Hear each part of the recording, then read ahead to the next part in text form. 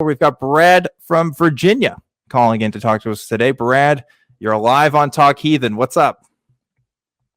Hello, Mandisa and Dan. Thanks for having me on. And Hey. I think I told the screener I called in to basically talk about the path I took to atheism and how it started from being a kid and stuff. Okay. Yeah. Tell us about that. All right. So, kind of just growing up, I was never really exposed to only Christian, Christian values, right? My mom was always kind of just if you have questions, ask them, and if I don't know the answers, then we're gonna go find them, right? And Sure. it came to people, I guess people of authority, people in church, pastors and stuff, didn't have any answers that I wanted or nothing that they could tell me. And I guess an anecdote was I was kicked out of Sunday school for basically asking how they get all the animals in the world onto one boat. And from a very common story. Like a lot of people, when they ask about the boat questions, it gets a little dicey in the Sunday school room. Yeah. You know. Yeah, and I was really just asked to please sit outside the room. And I was at that point, I'm just okay, maybe this is a little bit. There might be a pony show here, because I was really into mythology and all sorts of religion, like Norse and Egyptian, all that stuff. And as a kid, I was thinking, well, if these gods exist, and God exists, like the Christian God, but that one says I'm the only one you should worship, something's not connecting with these stories. And then at one point I was just oh, these are all just stories. And that's it. But I couldn't really come out as an atheist in the community because, I come from a Black community. And being an atheist is probably the worst possible thing you could have been at the time. And so nowadays it's more accepted, kind of, at least in my household. But it's hard for me to kind of just express to other people how I got to the point where I was without just saying, ask questions, because most people don't want to do. And that's kind of it. That's really about it. Now, I hear you. Obviously, there's a whole lifetime that's lived in between, the highlights that you've given us. But I think your story can resonate with a lot of people. I know that resonates with me. I didn't feel comfortable asking a lot of the kinds of questions that I suddenly got interested in when I was older, and I could actually read the Bible and actually figure out, oh, I can look on Wikipedia and read sources of where some of these books are dated to and who wrote some of this stuff. And when I brought this to the people in my church congregation, I know that I was suddenly became the problem student, because I'm asking the really difficult questions, right? I think I remember asking one time if I think I was reading a lot about AI or something at the time, and I asked what if an AI could produce a sermon? Would it be any more meaningful? And also, does that mean could it be influenced by the Holy Spirit? Because I had this idea that when you preached, it was because God was influencing you, right?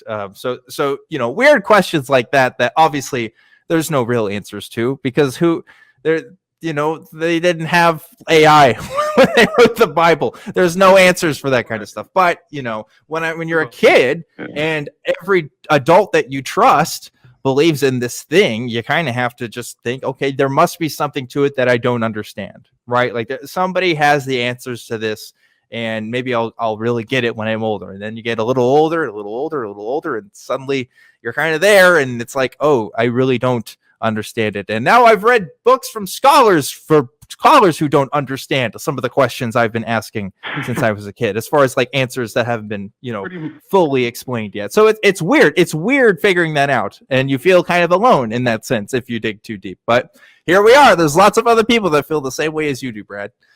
Absolutely. And Brad, you Yeah, because actually are, our experiences are actually similar when it comes to having read different forms of mythology from different cultures.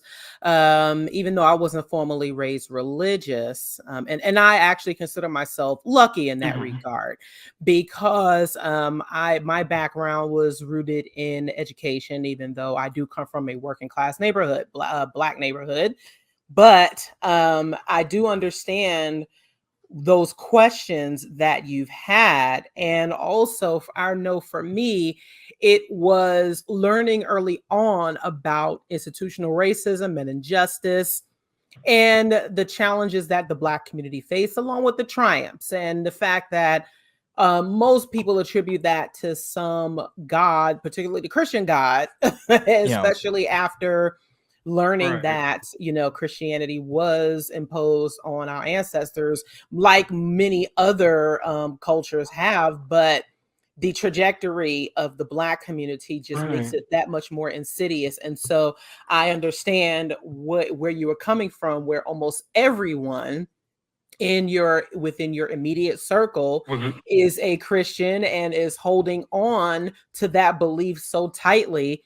And if you've ever visited any Black church, you know how magnified or amplified, Mhm, the belief and the church is. And so that is very, very difficult to kind of, that becomes very difficult to convey. And this is where I I try to make people understand, the extra added, burdens or challenges that many Black non-believers face. It isn't just simply letting go mhm, of the religion or religions. It's also the cultural factor. It's also the social factor that it plays in Black communities, and how it can still be very challenging, even though, again, it's nothing new. But the fact that, there are still, compared to the number of believers in our communities, how challenging it can be to talk to each other and also to come out and actually say that right. atheist or non-believer, to have those discussions. So I totally get it. And you're basically telling the story of many Black folks who have questioned religion, many Black folks who have come out of religion and who have still felt isolated, who have still felt that sense of, well, I can't talk about it with my family unless, or it's going to turn into an argument. It's going to turn into something that Right. somehow, and at some point you say enough is enough. There's only so much of this that you can I mean, take. Hmm. I'm sorry, go oh, I was ahead. going to say, well, luckily within my family, yeah, luckily I don't have that issue within my immediate family. Like, we're kind of like a hodgepodge of religion in here. Like, my sister is Christian, but my mom is practicing Buddhist, and I'm atheist, and we have no Yeah. problem like talking Well, about, that's you know, good. the That's pretty good. Yeah, that's really good.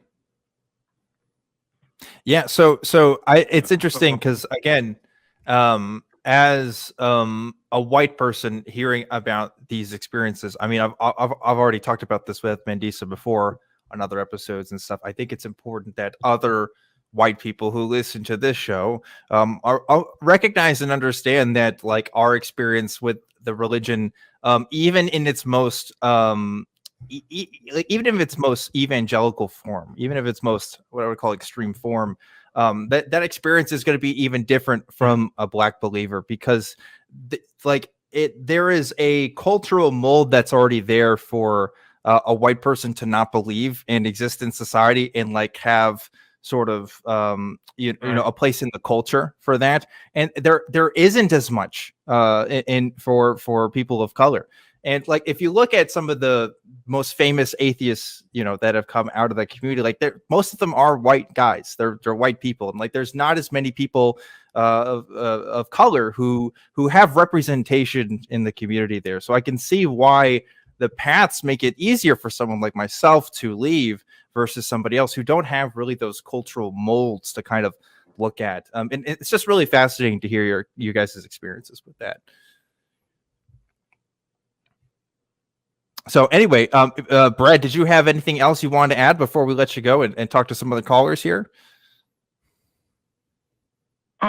No, that's really about it. Like, I wasn't really too sure what to talk about because I didn't want to, like, you know, form a kind of like an echo chamber. Like, yeah, I don't believe, and like, you know, sort of just preach that. But Right. it was really good to hear. Like,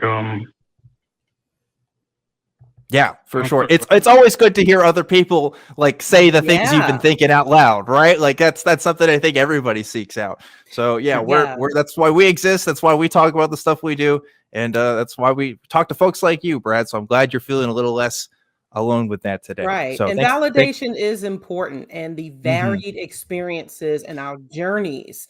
There seems to be this idea that all of our journeys out of religion are always painful, right? That we've had some bad experience with the church, that somehow it was such an emotional undertaking that we just had to leave. And that isn't always true. You know, many of us come to this position from a position of, you know, of better understanding and knowledge and a want to know more and to ask these questions, and that skepticism, which unfortunately tends to be undermined when we're younger. But you know, really it's important for people to understand that our experiences vary and that they are all important in understanding how we come together as a community.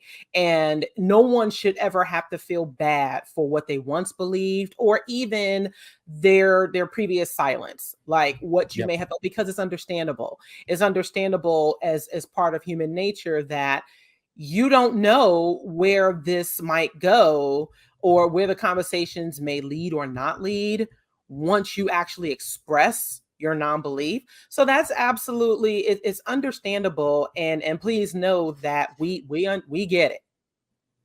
Yes, we definitely do. Brad, thanks so much for calling into the show today. Really appreciate you doing that. And I hope to hear from you again soon sometime.